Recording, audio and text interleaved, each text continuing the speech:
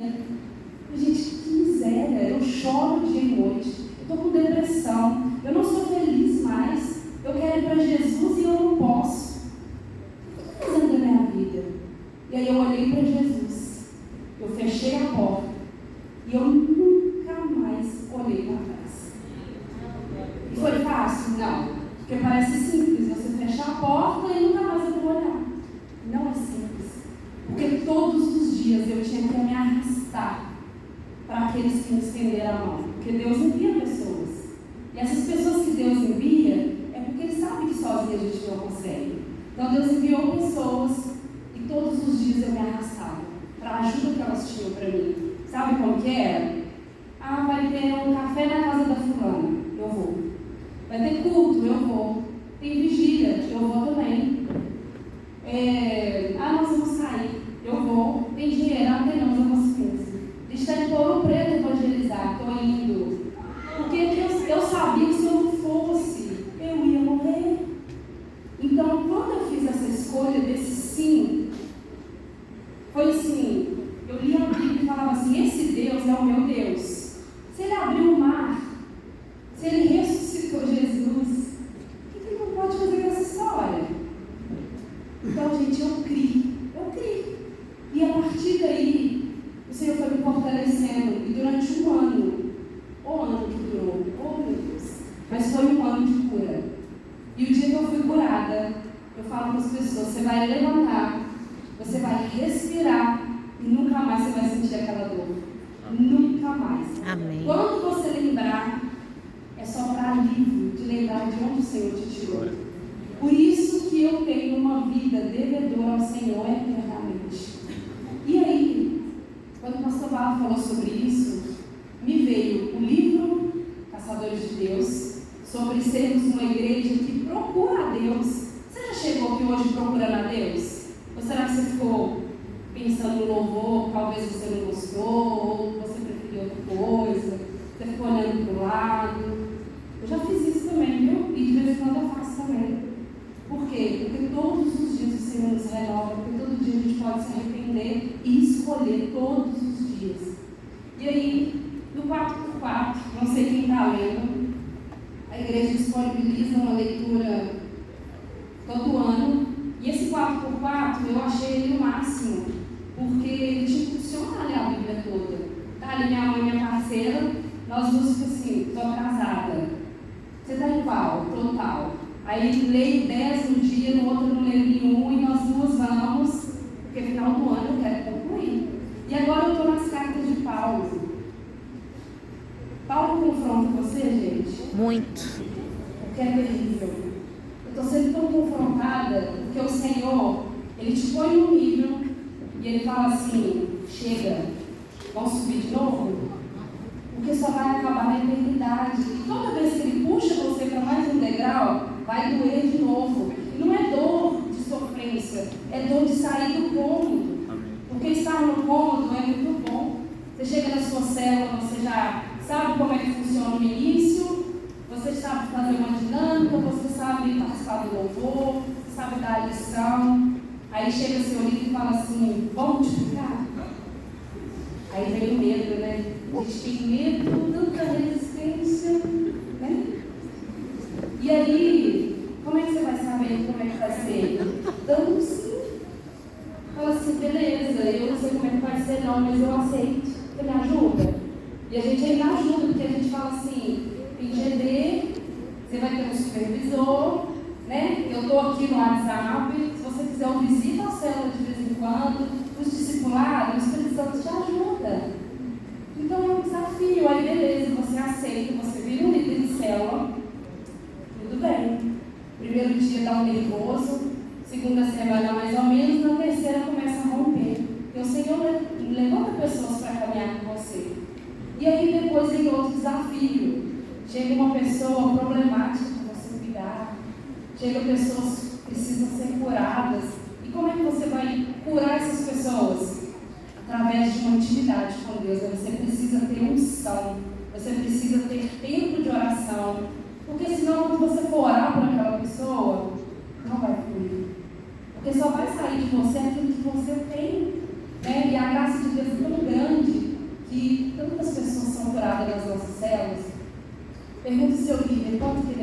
fechado. Prepara que o Senhor vai pegar vocês também. E está cheio de gente aqui, ó, que o coração arde, mas morre de medo. Eu também tenho medo de subir aqui, gente. É muito difícil. E aí, voltando lá em Paulo, eu vou ler para vocês 2 Coríntios 6. De Deus, insistimos com vocês para não receberem em vão a graça de Deus. Pois ele diz: eu o ouvi no tempo favorável e o socorri no dia da salvação. Digo que agora é o tempo favorável, agora é o dia da salvação. Não damos motivo de escândalo a ninguém, em circunstância alguma, para que o nosso ministério não caia em descrédito. Ao contrário, como servos de Deus, recomendamos-nos de todas as formas, em muita perseverança, em sofrimentos, privações e tristezas, em açoites, prisões e tumultos, em trabalhos árduos, noites sem dormir e jejuns, em pureza, conhecimento, paciência e bondade, no Espírito Santo e no amor sincero, na palavra da verdade e no poder de Deus, com as armas da justiça, que de ataque, quer de ataque, quer de defesa, por honra e por desonra, por difamação e por boa fama, tidos por enganadores, sendo verdadeiros, como desconhecidos, apesar de bem conhecidos, como se estivéssemos morrendo, mas eis que vivemos espancados, mas não mortos, entristecidos, mas sempre alegres, pobres, mas enriquecendo muitos outros, nada tendo, mas possuindo tudo, falando abertamente a vocês, Coríntios, igreja, e abrindo todo o nosso coração. Não estamos limitando o nosso afeto, mas vocês estão limitando o afeto que tem por nós, numa justa compensação. Falo como a meus filhos, abram também o coração para nós. Para mim, isso tudo aqui se resume em: nunca foi sobre nós. Às vezes a gente quer um conforto, às vezes a gente quer ir para a nossa célula, o lanche está posto na mesa, a gente quer chegar lá, o louvor ser maravilhoso, você quer ter uma palavra top e sair de lá queimando. Mas o que você quer contribuir? Alguém fala mal de você e você fica com raiva. Quando alguém fala mal de você, leia as cartas de Paulo. Porque quando for difícil, lembra que é o Senhor que faz. Sabe por quê? Se eu for pensar no que eu passei lá atrás, se eu não tivesse me arrastado sem força, eu não estaria aqui. Quantas pessoas o Senhor usou para que eu curasse? Não no meu poder, mas no discipulado, 2 horas de telefonema, expulsando demônio dentro da casa da pessoa, eu lá na minha casa, morrendo de medo, e minha mãe lá da cozinha fica assim: em nome de Jesus, em nome de Jesus. Aqui não é fácil, pessoas falando assim: eu vou tirar minha vida. E você está lá na sua casa, você é limitado pelo telefone, o que você vai fazer? Espírito Santo, vai lá. E daí, sei lá quantas horas a pessoa vem te dar notícia: eu estou bem agora.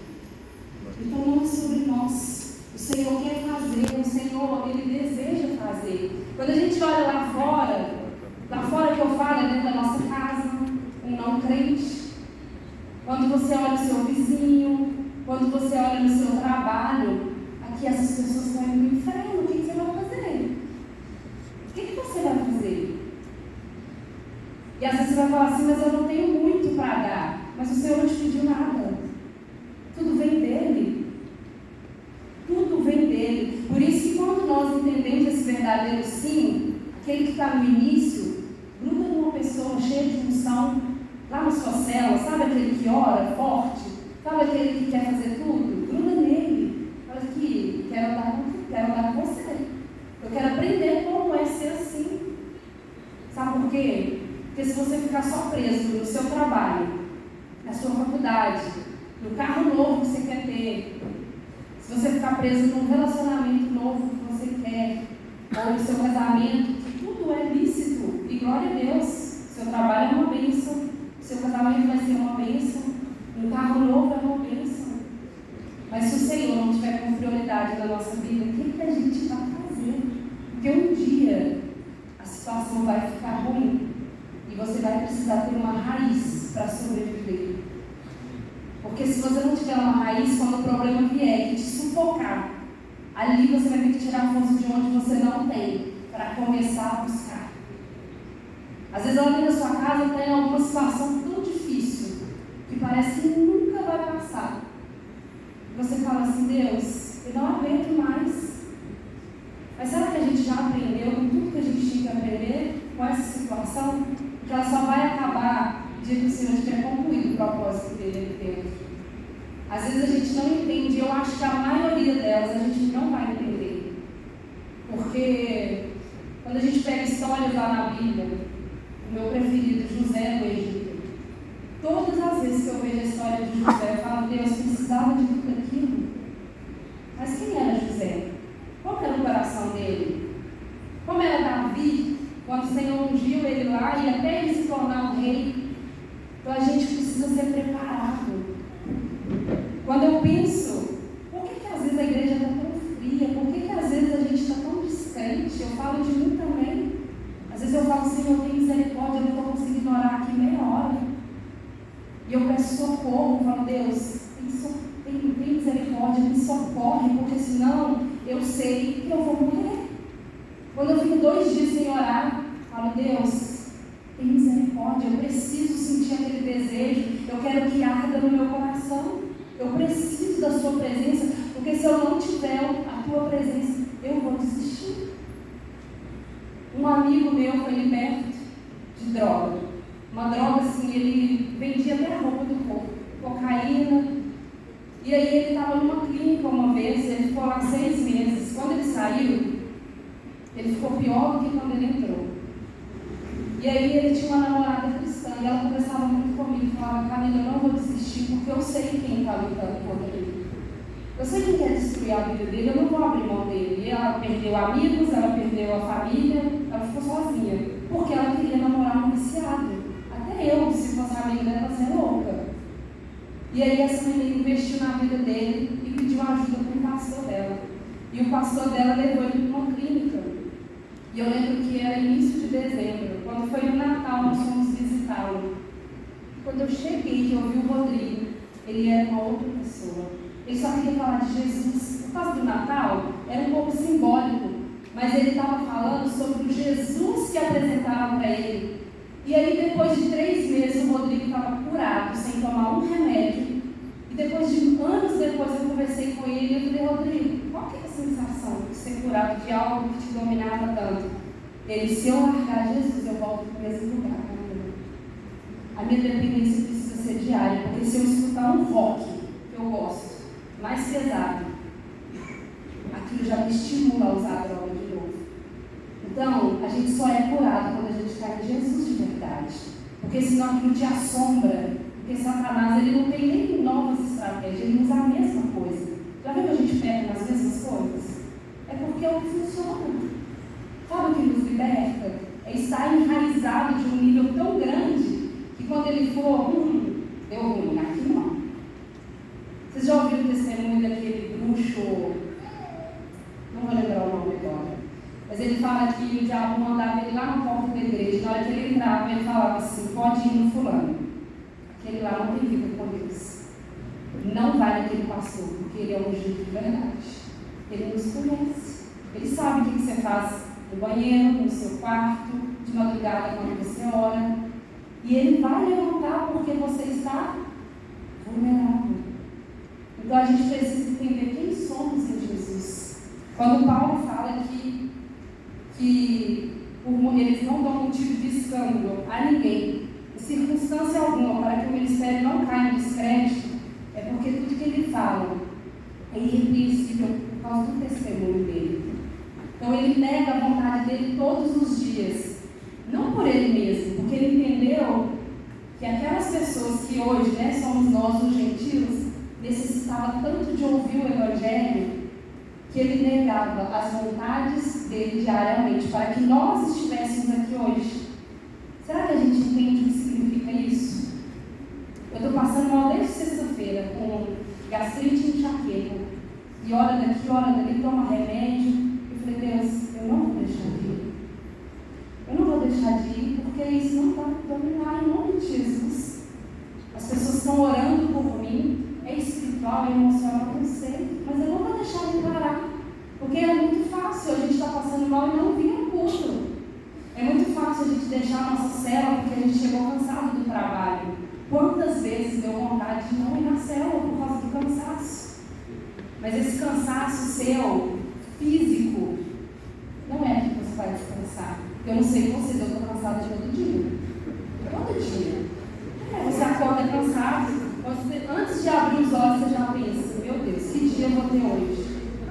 É difícil. E na hora que você vai dormir, você já fala assim, vou dormir tantas horas. E lá em Mateus 24 fala que o tempo seria abreviado. Então, não vai acabar, só vai piorar. É verdade. É caso de rir mesmo, né? De desespero. Porque a gente não tem tempo mais. A gente está com pressa. Sabe o pastor Alexandre? Quando ele veio pregar no domingo? Sabia que ele também já teve vontade de desistir? Ele já compartilhou com a gente como é difícil. Então a gente precisa entender que nós somos o braço direito dele. Nós somos o braço direito do Bruno aqui hoje. O Bruno está de férias, está descansando. Somos nós. E eu fico pensando, Deus, por que a gente não entende? Por que a gente fala hoje e amanhã é diferente? Gente, é muito sério. Se vocês não entenderem o Deus que vocês servem, a vida de vocês não vai ser mudada. É difícil mesmo e não vai ser fácil. Não vai ser fácil quando a chave virar, não vai ser fácil quando você romper e estiver lá em Cristo. Não vai ser fácil. Mas você precisa primeiro conhecer Jesus verdadeiramente. Porque quando você conhecê-lo, você vai entender que vale a pena. Então olha para você, olha de onde o Senhor te tirou lá atrás. E depois de onde Ele te tirou, o quanto Ele te sustentou até aqui. Vocês já fizeram essa reflexão? De onde o Senhor te tirou? Como tem sido até hoje? Aquele dia muito difícil que você orou e a mão dele esteve sobre você e você sentiu paz. Você já experimentou isso? Você já esteve sobre um momento de muita aflição. Você orou e o Espírito Santo tocou de uma forma tão sobrenatural que você se sentiu anestesiado e o problema estava lá. E você? Mas era Jesus. Então, quando você começar a entender o que significa verdadeiramente servir a Deus, e não como um mero telespectador, quando você entender que você faz parte do time, do exército, quando se levantar verdadeiramente a uma perseguição com a igreja, porque eu não sei vocês, mas eu senti um pouquinho nesse período de eleição, um pouquinho, não comigo, mas aos redores, assim. Falei, Deus, se verdadeiramente começar agora, quem vai permanecer? Você já parou para pensar que pode ser qualquer momento? Que a igreja pode começar a viver uma situação muito complicada? A Bíblia, talvez? Você já decorou ela? Não. Mas se você pelo menos saber o contexto que tem, do início ao fim, e você confiar que o Deus que criou tudo lá no início é o mesmo que abriu o mar, é o mesmo que secou a figueira, é o mesmo que fez Paulo, aquele que perseguia a igreja, se tornar um dos maiores apóstolos. Gente, eu sou apaixonada com a história de Paulo. Fala assim, ele era atrevido, né? E aí Deus falou, agora você vai saber o que é sofrer por mim. E ele não hesitou em um segundo em dar a vida dele. Já pensou alguém fala assim, ô fulano, você vai evangelizar lá em Belo Horizonte, mas você pode ser morto. Quem é que vai, gente? Eu acho que quase ninguém. Você fala assim, vou morrer? Não, Jesus, eu vou orar daqui mesmo, né? Tá bom. Ele não, ele ia, gente. Ele ia porque ele estava preparado para tudo e tudo. Então eu queria que a gente pensasse em 3 coisas para você conseguir avançar desse pensamento do sim verdadeiro. Todo dia você vai dar um sim para Jesus. É o seu sim na hora de orar, é o seu sim na hora de pecar. Não vou pecar, você vai dar não, viu? O sim é para Jesus. É o seu sim na hora do desânimo, é o seu sim na hora de ter fé. Lá no trabalho você precisa bater meta, tenha fé, dependa. Porque não é o seu cliente que te paga, não é o seu patrão que te paga, o seu chefe. É Jesus. Amém. Você não precisa de um chefe para te pagar. Porque quem manda o cliente é Jesus. Eu já vivi sobrenatural e vivo assim, direto. Uma cliente desmarca, vem outra do nada e fala assim, tem horário? Ah, Deus, é você, né? Na hora. Mas depender é difícil. Aprender é difícil. O processo é difícil. Resumindo, caminhar com Jesus é difícil. Mas ao mesmo tempo é fácil. Sabe por quê? Porque quando você dá a mão para Ele, deixa Ele te conduzir, você vai passando por uns lugares, quando você olha para trás e fala assim, eu passei ali? Mas foi o Senhor que sustentou, que pegou no colo, Ele foi lá e venceu um gigante para você. Mas enquanto você passa aprendendo, aí você passa de verdade. Quando você passou e não aprendeu, o Senhor fala, vai ter que voltar de novo. Os meninos que jogam videogame voltam à fase, até aprender e passar de novo. Porque com Deus é assim, a gente não vai avançar. Ele não é igual a gente fala com o filhinho assim, ai que lindo, deu certo, sendo que é mentira. Ele fala, não filho, você não aprendeu, volta lá de novo. Então se você quer parar de viver as mesmas coisas, lembra do sim. Fala assim, olha, eu acho que eu não dei um sim aqui agora. E dar um sim é pisar aqui, ó, acreditando que eu não vou cair, que eu vou continuar andando até lá na frente. Porque Ele te ampara, Ele te leva. Você já experimentou isso? Porque senão, fala com Deus, fala, Deus, eu quero viver uma dependência que eu nunca vivi. Mas para você viver, você vai ter que começar a orar, orar, orar e orar de novo. E orar de novo, até que o seu coração esteja convicto de que Ele faz. Sabe por quê?